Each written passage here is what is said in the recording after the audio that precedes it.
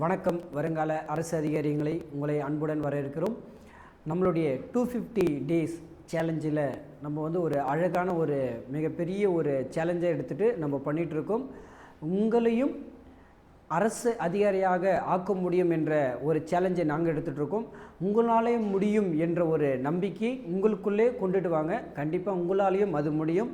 அதனால் நம்மளுடைய இலக்கு வெற்றி என்பது மிக தொலைவில் இல்லை, நமக்கு அருகில் தான் இருக்குது. நீங்கள் எந்த அளவுக்கு அதற்கான முழு எஃபெக்டை நீங்கள் போகிறீங்களோ அந்த அளவுக்கு என்ன பண்ணலான்னு பார்த்தீங்கன்னா நம்ம வெற்றி என்பது நமக்கு கிடைத்துவிடும். அதனால் கிடைக்கின்ற நேரத்தை எந்த அளவுக்கு ஒரு மனிதன் பயன்படுத்துகின்றானோ அவனை வந்து பார்த்திங்கன்னா வெற்றியை இலவாக அடைய முடியும். கிடைக்கின்ற ஒவ்வொரு நொடியும் நம்ம அதை பயனுள்ளதாக இருக்க வேண்டும். நம்ம இப்போ ஒரு செல் எடுத்துட்டால் ஏதோ நம்ம பார்த்துட்ருக்கோம், அதெல்லாம் நம்மளுக்கு பயன் தருமா என்று கேட்டால் கண்டிப்பாக கிடையாது. நம்ம செல்லில் இருக்க டேட்டா மட்டும் தான் காலியாகுமே தவிர அது எந்த ஒரு யூசேஜும் இருக்காது. அந்த நேரத்தை நாம் எந்த அளவுக்கு நம்மளுடைய நமக்குன்னு ஒரு அங்கீகாரத்தை பெற முடியும் அப்படின்றது சிந்திக்கும் பொழுது அப்போ அந்த நேரத்தை ஒரு பயனுள்ளதாக மாற்றும் வகையில் இருக்க வேண்டும் என்பதற்காக நம்மளுடைய 250 டேஸ் சேலஞ்சே நம்ம பண்ணிகிட்ருக்கோம். அதில் வந்து பார்த்திங்கன்னா தொடர்ச்சியாக நம்ம வீடியோ போட்டிருக்கோம். அதில் வந்து பார்த்திங்கன்னா ரொம்ப பயனுள்ளதாக இருக்கும். அதில் உங்களுக்கு எதாவது சந்தேகம் இருந்தால் கமெண்ட் பாக்ஸில் கமெண்ட் பண்ண சொல்லியிருக்கோம். அப்போ நம்ம இப்போ அடுத்து நம்ம ஒரு வீடியோவை நம்ம அதோடைய தொடர்ச்சியை நம்ம பார்க்க போகிறோம். இது ரொம்ப ஒரு பயனுள்ளதாக இருக்கும். இதில் தமிழ், ஜிகே, மேக்ஸ் இந்த சீரீஸில் தான் வந்து பார்த்திங்கன்னா நமக்கு கொஷின் இருக்கும். இதை நம்ம போய் பார்ப்போம். பார்த்தோன்னா ரொம்ப சிம்பிளாக இருக்கும். தமிழ் வந்து நம்மளுக்கு ரொம்ப ரொம்ப முக்கியமான ஒரு பார்ட்.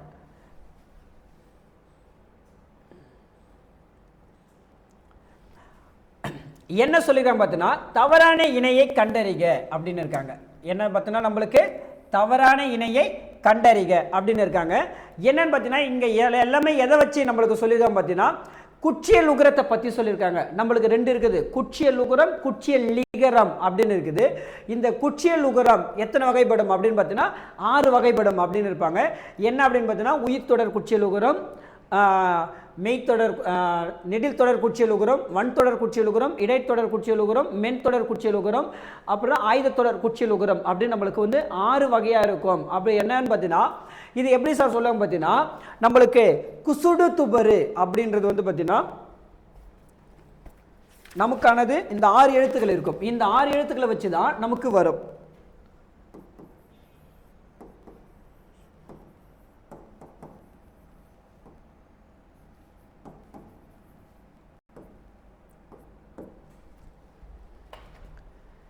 இந்த 6 எழுத்துக்கள், இந்த 6 எழுத்துக்களும் எங்கே சார் வரும் அப்படின்னு பார்த்தீங்கன்னா ஒரு சொல்லுடைய ஓகேவா ஒரு சொல்லுக்கு இறுதியில் இந்த குசுடு துபுரு என்று முடிய வேண்டும். அப்படி முடிஞ்சால் மட்டும்தான் அது என்ன அப்படின்னு பார்த்தீங்கன்னா குற்றியல் உகரம் அப்படின்னு இருப்பாங்க. இறுதி எழுத்துக்கள் குசுடு துபுர்னு வரணும். அது எல்லாமே என்னன்னு பார்த்தீங்கன்னா இறுதி எழுத்துக்களாக முடிய வேண்டும். அப்படி முடிஞ்சால் மட்டும்தான் இது என்னது குற்றியல் உகரம்ன்றாங்க. இந்த குற்றியல் உகரம் எத்தனை வகைப்படும் அப்படின்னு பார்த்தீங்கன்னா 6 வகைப்படும். அந்த 6 வகை வந்து பார்த்தீங்கன்னா ஃபஸ்ட்டு நம்ம இறுதி எழுத்தை பார்க்கணும். இறுதி எழுத்துக்கு அருகில் உள்ள எழுத்தை பார்க்கணும். அந்த எழுத்தை வச்சு தான் நம்ம என்ன பண்ண முடியும், இது எந்த தொடர் குற்றியல் உகரம் அப்படின்னு நம்ம பார்க்க போகிறோம். ஃபஸ்ட்டு என்னன்னு பார்த்தீங்கன்னா நெடில் தொடர் குற்றியல் உகரம் அப்படின்னு இருக்குது. அப்போ என்னன்னு பார்த்தீங்கன்னா இவற்றில் தவறானது இதுதான் கேட்டிருக்காங்க, நம்ம பார்க்கலாம். அப்போ நெடில் எழுத்துக்கள் அப்படின்னு நம்மளுக்கு தெரியும். ஃபஸ்ட்டு நம்மளுக்கு தெரியல குறில் நெடில் நம்மளுக்கு தெரியும், குறில் எழுத்துக்கள் தெரியும், நெடில் எழுத்துக்கள் தெரியும். அப்போ இங்கே என்னன்னு கேட்டிருக்கேன் பார்த்தீங்கன்னா நெடில் தொடர் குற்றியல் உகரம் அப்படின்னு இருக்காங்க. இப்போ லாஸ்ட்டாக பார்த்துங்க கண்டிப்பாக என்ன இருக்குது குறில் எழுத்துக்கள் இருக்குது. அப்போ என்ன கூன்னு இருக்கு. அப்ப கூன்றது இந்த 6 எழுத்துக்களை வரக்கூடிய ஒரு எழுத்தா இருக்குதா, அப்ப கண்டிப்பா என்னது குற்றியல் உகரம் தான், அது கன்ஃபார்ம். அதுக்கு அடுத்து இருக்கிற எழுத்தை பார்க்கணும். இது என்னது நெடில் எழுத்து தான். பா என்பது வந்து என்னது நெடில் எழுத்து தான். அப்ப இது வந்து சரியா தான் இருக்கு, நெடில் தொடர் குற்றியல் உகரம். அடுத்தது என்னன்னு பார்த்தீங்கன்னா உயிர் தொடர் குற்றியல் உகரம் அப்படின்னு இருக்குது. அப்ப அடுத்து நம்ம பார்க்கணும் இதுல இருக்கக்கூடிய 6 எழுத்துக்கள் இருக்கக்கூடியது ஒன்று இருக்குதுங்களா, கண்டிப்பா இருக்குது. அப்ப என்னது குற்றியல் உகரம் தான், கரெக்ட் தான். அப்ப அதுக்கு அடுத்து இருக்கிற வார்த்தைகளை பார்க்கணும். அதுக்கு அடுத்து இருக்கிறது என்னது ரா. ரா என்பது என்னன்னு பார்த்தீங்கன்னா உயிர் எழுத்துக்கள் தான். அப்ப என்னது இதுவும் சரிதான், உயிர் தொடர் குற்றியல் உகரம் அப்படி என்பது சரியானதா. நம்ம லாஸ்ட் எழுத்தை பார்க்கணும். லாஸ்ட் எழுத்துக்கு முன்னாடி இருக்கிற எழுத்து எதுவோ அதை வச்சு தான் நம்ம என்ன பண்ண முடியும், அனலைஸ் பண்ண முடியும். ரைட்டுக்கா. அதுக்கப்புறம் என்னன்னு பார்த்தீங்கன்னா வன்தொடர் குற்றியல் உகரம் அப்படின்னு இருக்காங்க. அப்ப வன்தொடர் அப்படி என்னன்னு பார்த்தீங்கன்னா வல்லினை எழுத்துக்கள் அப்படின்னு நம்ம சொல்லுவாங்க. ரைட் ஓகேங்களா. வல்லினம், மெல்லினம், இடையினம் 3 இருக்குங்களே, அந்த 3 வச்சு தான் நம்மளுக்கு சொல்லுவாங்க.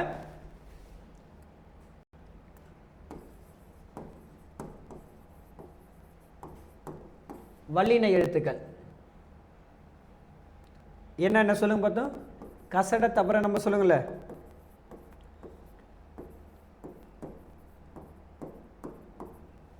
அடுத்தது மெல்லினம்,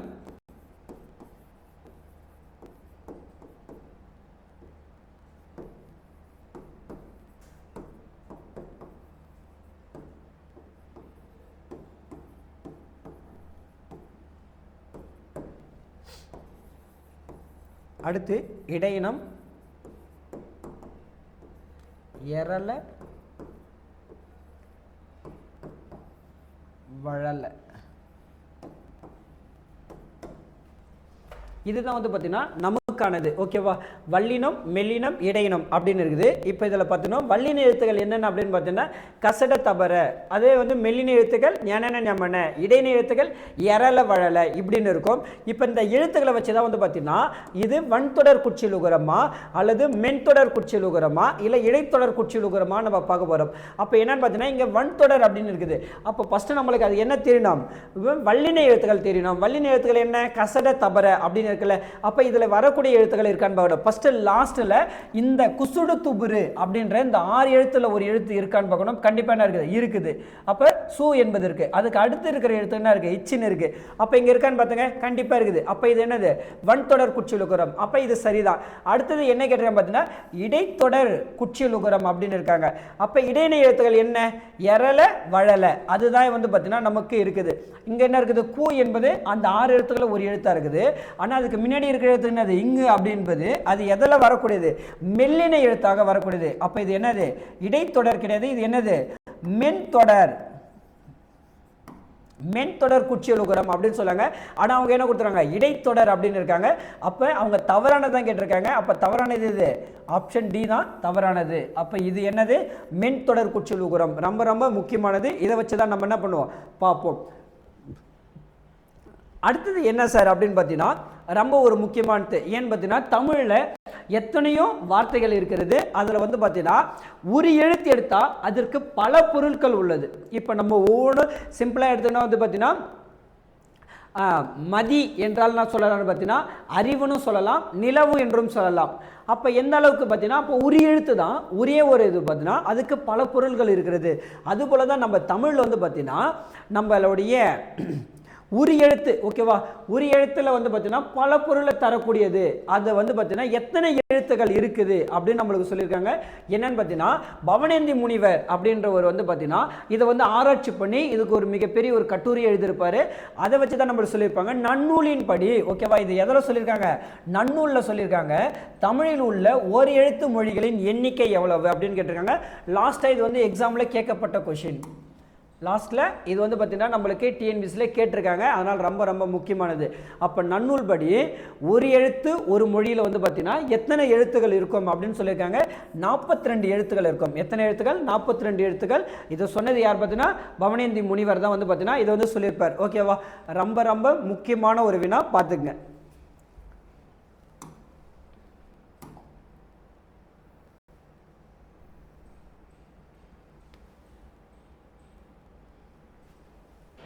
அடுத்தது என்ன கேட்டிருக்காங்க பார்த்தீங்கன்னா தவறான, ஓகேவா, இவற்றை தவறானது எது அப்படின்னு நம்மளுக்கு கேட்குறாங்க. தவறு எதுவோ அதை வந்து கண்டறிக அப்படின்னு இருக்காங்க. அப்போ இதில் வந்து பார்த்தீங்கன்னா தேசராக கூட்டத்தில் வந்து பார்த்தீங்கன்னா எந்த வருஷம் அப்படின்னு பார்த்தீங்கன்னா இது 1907 தான் வந்து பார்த்தீங்கன்னா என்னது இந்த கூட்டத்தை நடத்தியிருப்பாங்க. அப்புறம் இந்தியாவின் பத்திரிகைகளின் சட்டம் அது எந்த வருஷம் பார்த்தீங்கன்னா 1910 சொல்லியிருப்பாங்க. ஓகேவா? அப்போ பத்திரிகை 10 அப்படின்னு நான் வச்சுங்க. ரைட், ஓகேவா? அதுக்கப்புறம் பார்த்தீங்கன்னா வெடிப்பொருள் சட்டம் அப்படின்னு இருக்குது. அப்போ வெடி அப்படின்னாவே வந்து பார்த்தீங்கன்னா அப்போ இதுதான் தவறு. இது என்ன இயர் வரணும் அப்படின்னு பார்த்தீங்கன்னா ஓகேவா 1908. அப்போ வெடிக்கும் போது எப்படி இருக்கும்? வானத்தில் போயிட்டு வட்ட வட்டமாக இருக்குங்களா? இப்படி இருக்குமா? 8 8 நமக்கு கண்ணுக்கு தெரியும் அப்படின்னு நான் வச்சுக்கோங்க. இப்போ கீழேருந்து பட்டாசு போய் வெடிக்குது. அப்போ என்ன இருக்குது? 8 8 இருக்கும். அப்போ வெடிப்பொருள் அப்படின்னு நான் வச்சுக்கோங்க. அப்போ வெடிப்பொருள் 1908. அதுக்கப்புறம் பார்த்தீங்கன்னா செய்தித்தாள், ஓகேவா, குற்றங்களை தூண்டுதல் அப்படின்றதுக்கு சட்டம் எந்த வருஷம் பார்த்தீங்கன்னா 1908 அப்படின்னு இருக்காங்க. நம்மளுக்கு இதில் தவறானது எதுன்னு கேட்டிருக்காங்க. இதுதான் தவறானது, ஆப்ஷன் சி. மற்றது எல்லாமே சரியாக தான் இருக்குது. Right, okay. அப்போ ஆப்ஷன் பின்றதா. அப்போ வெடிக்கும் பொழுது எப்படி இருக்கும்? வானத்தில் நம்மளுக்கு எப்படி தெரியும்? 8 8 தெரியும் அப்படின்னு வச்சுங்க. 1908.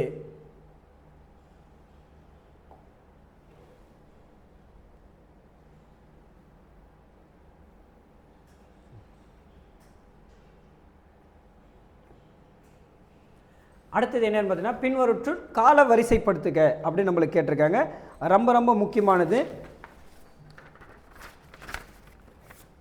இது எந்த வருஷத்தில் அப்படின்னு பார்த்தீங்கன்னா இது ஒவ்வொரு முறையும் வந்து பார்த்தீங்கன்னா ஏதாச்சும் ஒரு சதி வழக்கு அப்படின்ற மாதிரி நம்ம போடாங்க. இப்போ கூட ஏதாச்சும் பிரச்சனைகள் அப்படின்னும் போது என்ன ஆகுது, ஏதாச்சும் ஒரு சதி வழக்குகள் அப்படின்ற நம்மளுக்கு போகிறாங்களே அப்படின்னு தான் இருக்கிறாங்க. நாசிக் சதி வழக்கு அப்படின்றது என்ன இருக்குது, அப்போ கையத்தேரிய சதி வழக்கு, அப்புறம் மணியாத்தா தலா சதி வழக்கு அப்படின்னு இருக்காங்க. அதுக்கப்புறம் டெல்லி சதி வழக்கு அப்படின்னு இருக்காங்க. இது எல்லாத்தையும் என்ன பண்ணுறாங்க, கால வரிசைப்படுத்த சொல்கிறாங்க. இது எப்படி, இது எந்த கால வரிசை இருக்காருன்னு பார்த்தீங்கன்னா இதுக்கு ஃபஸ்ட்டு நம்மளுக்கு இயர் தெரியணும். இயர் வைஸ் தெரிஞ்சால் மட்டும்தான் என்ன பண்ண முடியும், இதுக்கு கால வரிசைப்படுத்த முடியும். அப்போ இது என்ன சார், எந்த வருஷம், 1909. இது 1909, சாரி 1908. அடுத்தது இது 1909. அடுத்தது இது 1912. அடுத்து இது 1925. ரைட், ஓகேங்களா. இந்த கால வரிசை பிரகாரம் தான் வந்து பார்த்தீங்கன்னா இந்த சதி வழக்குகள் போட்டிருப்பாங்க. அப்போ ரொம்ப ரொம்ப முக்கியமானது. அப்போ ஃபஸ்ட்டு என்னது 1908, ஓகேவா. ஆப்ஷன் சின்றது ஃபஸ்ட்டு வரணும். அடுத்தது 8க்கு அப்புறம் 9, இது 2. அடுத்தது இது 3, இது 4. அப்போ இந்த ஆர்டர் வைஸில் எது இருக்குது, ஆப்ஷன் சி இருக்குது பாருங்கள். ஃபஸ்ட்டு, அடுத்தது செகண்டு, அடுத்தது தேர்டு, ஃபோர்த்து. Right, okay. இதுதான் நம்மளுக்கு ரொம்ப முக்கியமானது. இந்த இயரை பார்த்து வச்சுக்கோங்க.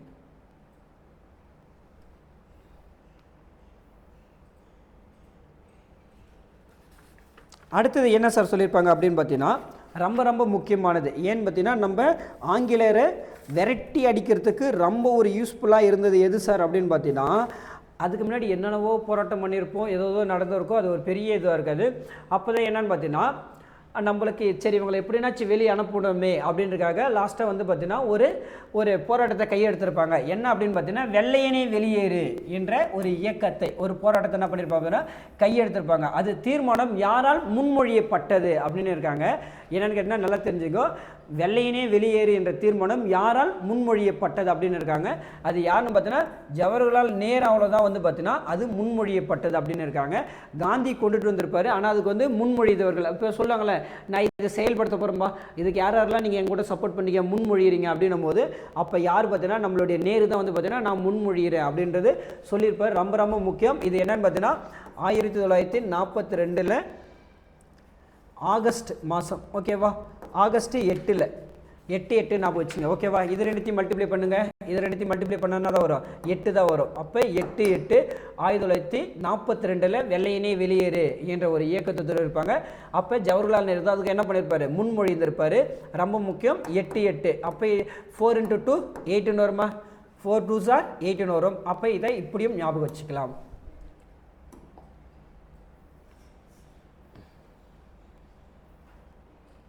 அடுத்து நம்ம எப்பவும் பார்க்குற மாதிரி தான் என்னதுங்க ரொம்ப முக்கியமானது மேக்ஸ். நம்மளுக்கு ஒரு பெரிய பார்ட்டு நம்ம சொல்லியிருக்கோமா. லாஸ்ட்டாக நம்ம ரீசனிங் பார்த்தோம். இப்போ என்ன பார்க்க போகிறோம்னா மேக்ஸ் நம்ம பார்க்க போகிறோம். ரொம்ப ரொம்ப சிம்பிளானது. என்னன்னு பார்த்தீங்கன்னா இஃப் த லென்த் ஆஃப், ஓகேவா, ரெக்டாங்கிள் இஸ், ஓகேவா, 15 மீட்டர்ஸ் அப்படின்னு இருக்காங்க. And it is breadth 8 metres அப்படின்னு இருக்காங்க. கொடுத்துட்டு என்ன கேட்குறாங்கன்னா வாட் இஸ் த ஏரியா அப்படின்னு கேட்குறாங்க. ரெக்டாங்கிளோடைய ஏரியா கேட்குறாங்க. ஆக்சுவலாக ரெக்டாங்கிள் என்றது எப்படி இருக்கும் அப்படின்னா ஃபஸ்ட்டு நம்மளுக்கு என்ன வரி தெரியணும், டயக்ராம் வரி தெரிஞ்சாவே நம்ம ஃபார்மில் என்ன பண்ணிடலாம், அனலைஸ் பண்ணிடலாம். அப்போ ரெக்டாங்கிளுடைய டெஃபினேஷன் என்னென்னு பார்த்தீங்கன்னா ஆப்போசிட் சைடு எப்படி இருக்கும் பார்த்தீங்கன்னா ஈக்குவலாக இருக்கும். அப்போ இங்கே லென்த்துனா இங்கே லென்த்து, இங்கே பிரெத்துனா இங்கேயும் பிரெத்து தான் இருக்கும். அப்போ இங்கே என்ன சார் இருக்கும் அப்படின்னு பார்த்தீங்கன்னா லென்த் எவ்வளோன்னு கொடுத்துருக்காங்க 15, பிரெத் எவ்வளோ கொடுத்துருக்காங்க 8, ஓகேவா, அதான கொடுத்துருக்காங்க. அப்போ இங்கே 15னா இங்கேயும் 15, இங்கே 8னா இங்கேயும் 18. இப்போ என்ன கேட்டிருக்காங்க ஏரியா.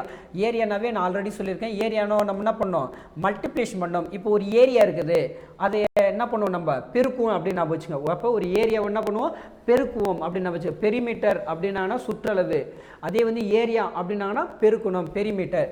அப்போ என்ன இருக்குது நம்ம இதுக்கு என்ன ஃபார்முலா, இந்த ரெண்டு சைடு வைஸை தானே பெருக்கும், இந்த சைடும் இந்த சைடும் நம்ம பெருக்கும்ல அப்படின்னு நான் வச்சுங்க. அப்போ லென்த்து இன்ட்டு பிரெத்து. அப்போ என்ன இருக்குதுங்க 15 × 8, ஓகேவா. மல்டிப்ளை பண்ணுமா, 8 5s are 40, 0 மீதி 4, 8 + 12, அப்போ என்ன இருக்குது? ஆப்ஷன் பி இதுக்கு கரெக்டான ஆன்சர். ரொம்ப ரொம்ப முக்கியமானது. இதை பார்த்துங்க, மேக்ஸில் இந்த இன்சூரன்ஸுன்ற டாப்பிக்கில் வந்து பார்த்திங்கன்னா அது கண்டிப்பாக நம்மளுக்கு வரும். அதனால் ரொம்ப இம்பார்ட்டண்ட்டாக பார்த்து வச்சுக்கங்க.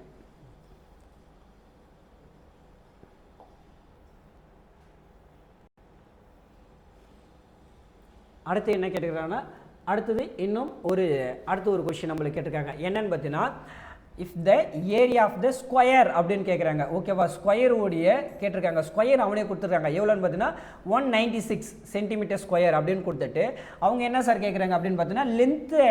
ஓகேவா? லென்த்து சைடு என்ன அப்படின்னு கேட்குறாங்க.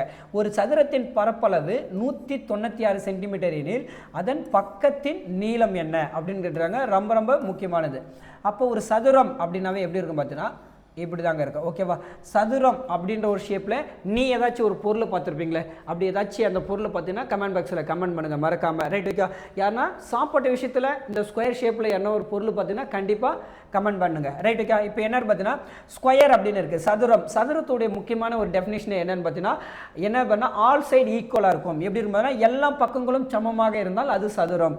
அப்போ இது ஏ அப்படின்னா இதுவும் ஏ, இதுவும் ஏ, இதுவும் ஏவாக தான் இருக்கும். அப்போ இது எப்பவும் போல தான். ஏரியா அப்படின்ட்டாவே என்ன சார் பண்ணோம்? ரெண்டு பக்கம் என்ன பண்ணோம்? மல்டிப்ளிகேஷன் பண்ணணும். அப்போ என்ன இருக்குது? ஏ இன்ட்டு ஏ. அப்போ பண்ண வருங்க ஏ ஸ்கொயர் அப்படின்னு வருங்களா? அப்போ இங்கே என்ன இருக்கும் பார்த்தீங்கன்னா ஆல்ரெடி ஏரியா அவங்களே கொடுத்துட்டாங்க. ஏரியா எவ்வளோ கொடுத்துட்டாங்க? 196. ஏ ஸ்கொயர்னு கொடுத்துருக்காங்களே, அப்போ நம்மளுக்கு ஏ மட்டும் வேணும். அப்போ இந்த சைடில் இருந்தால் தான் வரும். ஸ்கொயர் ஆனது ஈக்குவல் இந்த சைடில் வரும்போது ரூட்டாக மாறும் 196. அப்போ 196 ரூட் விட்டு வெளியே எடுத்தால் எவ்வளோங்க வரும்? 14.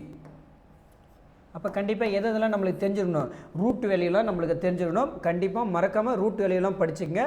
நான் ஓவரால் ஒரு 10க்கு ரூட் வேல்யூ எழுதுகிறேன். இப்போனாச்சு தெரியலனாலும் தெரிஞ்சுக்கங்க. ரைட் ஓகேவா? 1க்கு square 1, 2 square 4, 3 square 9, 4 square 16, 5 square 25, 6 square 36, 7 square 49, 8 square 64, 9 square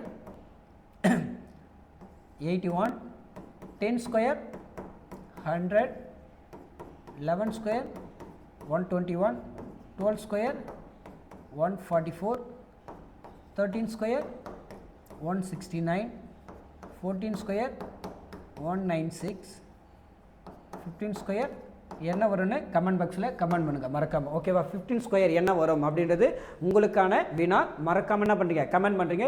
இதில் நம்ம என்ன கண்டுபிடிச்சோம் பார்த்தீங்கன்னா ஏரியா கண்டுபிடிச்சோமா? அது லென்த்து கொடுத்துட்டு என்ன கேட்டுறாங்க? ஒரு சைடு கேட்டிருக்காங்க. அப்போ ஒரு சைடு என்ன வரும்? நம்மளுக்கு 14 வந்திருக்கு. நீங்கள் என்ன சார் கண்டுபிடிக்கணும் அப்படின்னு பார்த்தீங்கன்னா பெரிமீட்டரை கண்டுபிடிங்க. ஓகேவா? சுற்றளவு உங்களுக்கான வினா. கண்டிப்பாக மறக்காமல் கமெண்ட் பாக்ஸில் கமெண்ட் பண்ணுங்கள். இதுக்கான ஆன்சர் கண்டுபிடிச்சிட்டு ரொம்ப ரொம்ப முக்கியம் மேக்ஸை. ஏன் சார் எல்லா கொஸ்டின்லையும் மேக்ஸை கொடுக்குற 2 கொஸ்டின் பார்த்தீங்கன்னா மேக்ஸ்ன்றது தான் நம்மளுக்கு என்னது? வெற்றி தீர்மானிக்கக்கூடியது. தமிழ் எந்த அளவுக்கு ஒரு மிகப்பெரிய ஒரு கடலாக இருக்குதோ அந்த அளவுக்கு கடலுக்கு ஈக்குவலாக இருக்கக்கூடிய ஒரு இது எதுன்னு பார்த்தீங்கன்னா நம்மளுடைய மேக்ஸில் 25க்கு 25 எடுத்திங்கன்னா உங்களுடைய வெற்றி கண்டிப்பாக யாராலையும் தடுக்க முடியாது. ரொம்ப முக்கியமானது. உங்களுக்கு பிடிச்சிருந்தால் ஒரு லைக் பண்ணுங்கள். நம்மளுடைய சேனலுக்கு சப்போர்ட் பண்ணுங்கள். இதில் இதில் ஏதாச்சும் உங்களுக்கு டவுட் இருந்துச்சுன்னா அதை கமெண்ட் பாக்ஸில் கமெண்ட் பண்ணுங்கள். கண்டிப்பாக உங்களுக்கு பிடிச்சிருக்குன்னு நம்புகிறேன். உங்களுக்கு என்ன ஒரு சந்தேகம்னாலும் கமெண்ட் பாக்ஸில் கமெண்ட் பண்ணுங்கள். உடனே அதுக்கான சொல்யூஷன் நம்ம கொடுப்போம். உங்களுடைய பயிற்சி மட்டும் தொடர்ச்சியாக செய்யுங்க. வெற்றி என்பது கண்டிப்பாக நம்மளை விட்டு போகாது. அதனால் மீண்டும் அடுத்த வீடியோவில் சந்திப்போம். நன்றி.